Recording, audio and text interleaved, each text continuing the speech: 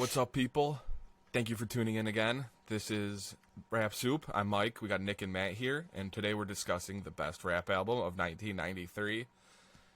Let me tell you, this was a lot harder than the previous few years. 1993, up until this point, I think we all agree, has been the best year for rap albums. My top 8, if you flip the order completely, I wouldn't even be upset because they're all so good. Like, I think I have 8 4 out of 4s this year, maybe 9 4 out of 4s. It is, you could just see the elevation of rap throughout the years, and this is getting really good. And 1994 is going to be a whole nother thing. But 1993, excellent. What do you think about 93, guys? I loved it. I also had like 8 4 out of 4s, maybe 9. I listened to 18 albums from this year, and it's pretty tough.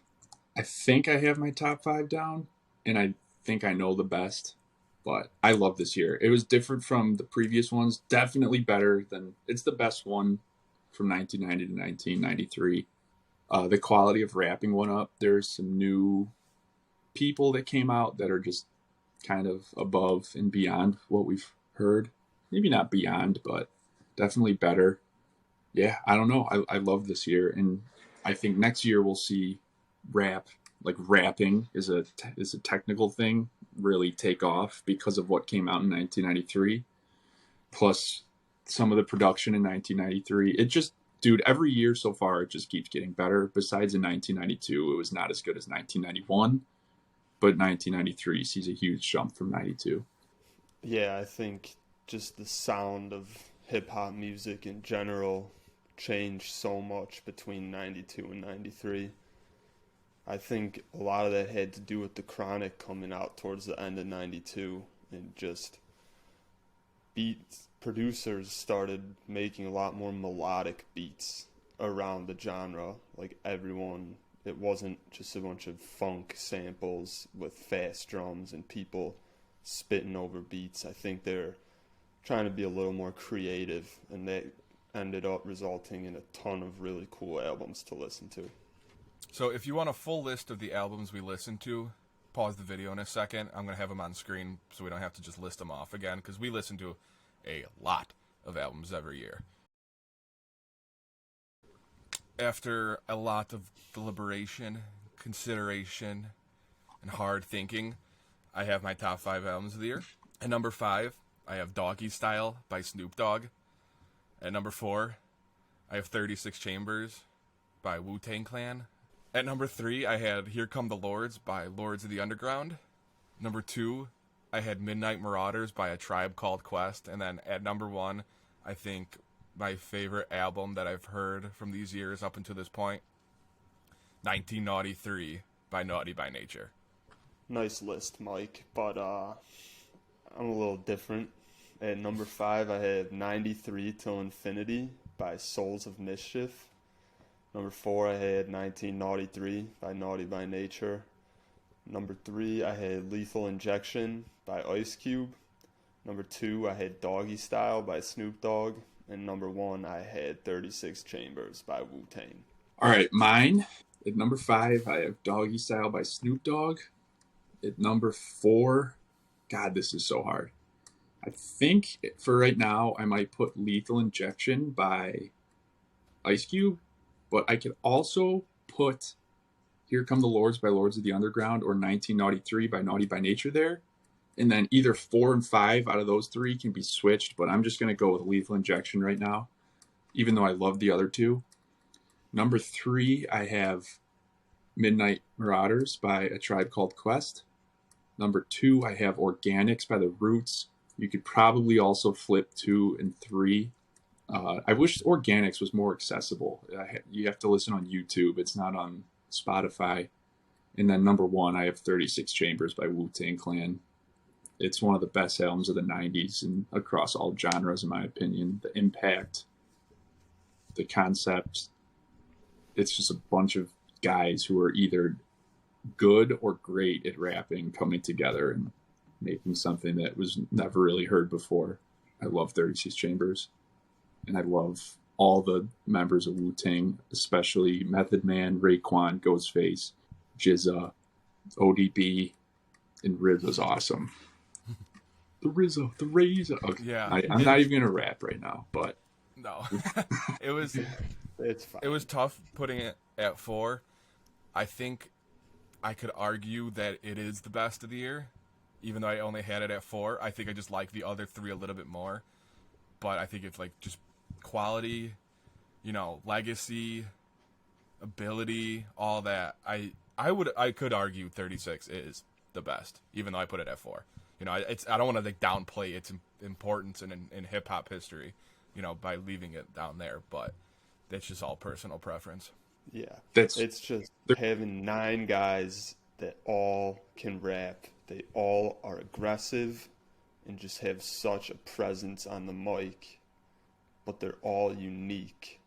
It does so much for each song because you have so many different parts on each individual song, and it makes for just such a great listen the whole time through. Mm-hmm. Yeah, all of them are so good. And like you just said, they're all unique. But a problem I've always had with Wu-Tang is detecting who's rapping. So, especially in this album, sometimes I don't know exactly what it is. I'm getting a little better at it. I mean, I always know Old Dirty Bastard, Method Man, Ghostface, Killa, Raekwon. Sometimes I have problems detecting like Jizza and the other guys, but Yeah, Capadonna and You God and yeah, like all them. I don't know if it's them or not. But Well, I don't think so many. Yeah. I don't think Capadonna was in Wu-Tang at this point. I don't think that was the next album. Yeah, even in the future stuff, but yeah, it's 4 for 4. It's awesome. It's an all-timer. A couple albums we didn't mention that I want to quickly give a shout out to are The World Is Yours by Scarface. Yeah. That was probably the hardest one for me to keep off the list. I think is just such a good album depicting what was going on in the hip hop world in the South at the time, and he just sounded so good. He sounded amazing. And Black Sunday by Cypress Hill, I like that a lot more than their debut. I thought it was a lot of fun, very funky, good album. Yeah, good album to chop to. That's for sure. You gotta get barbecued and listen to that big time. Oh, it's a barbecue album for sure. Dude, The World Is Yours by Scarface, I liked it a lot more than the prior album we listened to by him, Mr. Scarface Back or whatever. So it's so good. Then those ones that you mentioned, and then I also want to mention Get In Where You Fit In by Too Short. Songs are pretty long, but God, like I said in the other video where I mentioned Shorty the Pimp, definition of kicking it. He couldn't be. I mean, his lyrical content is pretty trashy, but and he kind of has one-dimensional flows and stuff, but it fits perfectly with the music. You got Quincy Jones III, Quincy Jones's son, producing a lot of that album, and it's just the funkiest shit, but the songs are just kind of long, but it's not something I'd listen to all the time, but it was so fun to listen to. And other one I want to mention is Comin Out Hard by 8Ball and MJG. I don't know if you guys listen to that, but it's kind of in the same realm as like UGK, but a little bit more. You could tell that like 3 6 Mafia, who we're going to be listening to a couple years down the road in like 95 or something, really influenced by them. And you could still hear a lot of the roots that they planted in Southern hip hop. And then, I'll have to check it out. My least favorite that we listened to this year, even though I didn't dislike it, was Return of the Boom Bap by KRS One. Pretty weird. I liked it. I liked it a lot more than you two did. No, I know that. I liked it, but out of everything I listened to, it was probably maybe not my least favorite. My least favorite might have been Enter the Stage by Black Moon. Even though that was still good, it was just so similar to Lords of the Underground and Naughty by Nature and stuff, but like not as good. And Souls of Mischief. Then we also listened to Mobb Deep's debut album, Juvenile Hell. That was pretty good for how young they were, but it's their upcoming albums in 1995 and on are light years better. But it's still pretty impressive how good it was for how young they were.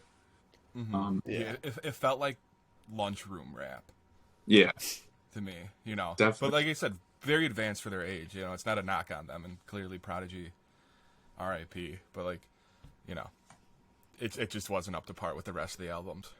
Yeah, for sure. Oh, and then the other one was Bacdafucup by Onyx. I don't know if you guys listen to that, but there's some pretty hardcore lyrics. I liked it a lot. Not one of my favorites of the year, but hard usage of the C word in one song. And I don't know. I feel like there's a lot of influence here for future rappers. And then we also didn't mention Tupac's album, Strictly 4. Yeah. Maybe the worst Tupac album. Still a good album, though. Still a good At least album. the second half. Really, Good first album. half was nothing to write home about, but the second half had some of Tupac's biggest songs on it. Yeah. Yeah. It just might. It's just got better albums. yeah. I Yeah. think he has at least 3 or 4 better albums, but still good. It's still Tupac, but I don't know. It was probably my least favorite. Dude, going into this, I thought that Doggystyle was going to be at 3 for me, but I personally believe that there is just people at the time that are rapping more impressively than him, but he's like the best character from this era. The production on Doggystyle it's the best production of the year. Everything Dr. Dre touched was golden. Another thing I wanted to mention, because they both had albums this year, was one time Tupac said in this interview that you could watch. I don't know what you'd have to search, but Tupac was getting interviewed around this time, and he said that him and Snoop Dogg represent the two sides of where they're from.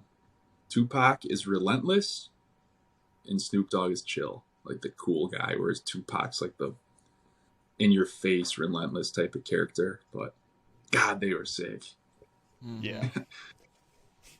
Yeah. One other thing I wanted to say about 93 was the bass lines Dude. on so many of these albums. Something happened in 1993, and they were like, we are having some crazy bass lines, especially in 93 to Infinity. That's what boosted it over The World Is Yours for me, is every song on that album has a crazy bass line. And I don't know if it was Dr. Dre that kind of spawned that, because, I mean, the bass lines on Doggystyle and The Chronic are insane. But yeah, but even on The World Is Yours and the Too Short album, it's so cool. It's like funky but hard, and it allows these guys to just go in on these beats. I love all the funk in 93. It was like, it's so awesome. Yeah, imagine having a convertible with crazy subs in 1993. Oh, blasting Wu-Tang. A 92 DeVille. Oh. It's so big.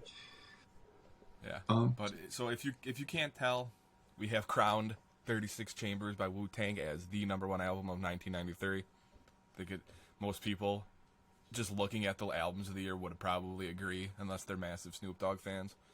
But like just the average person, you look at that list, you're probably just gonna say Wu-Tang, and that's fair because it is. There's a reason it is. You know, it's all time. It's as skillful as can be. It's different than everyone else. You know, it's menacing. It's filled with different people, and you gotta love it. And I also think Incredible. people would argue Snoop Dogg, but I think there's a ton of people that would also argue Midnight Marauders. And I think that's true too. True. I think it's fine to put 36 Chambers, Midnight Marauders, or Doggystyle is the #1 due to their cultural impact, and they're just like iconic. Yeah. But out of those 3, I think 36 Chambers is the best. And yeah, because this probably is Tribe's best album. Yeah, it's Tribe's best album. So tough year, tough picking, but somebody has to do it, and that's us. So let us know what you think. Comment if we're wrong. Comment if we're right. Don't care. Like, comment, subscribe. Thank you for watching.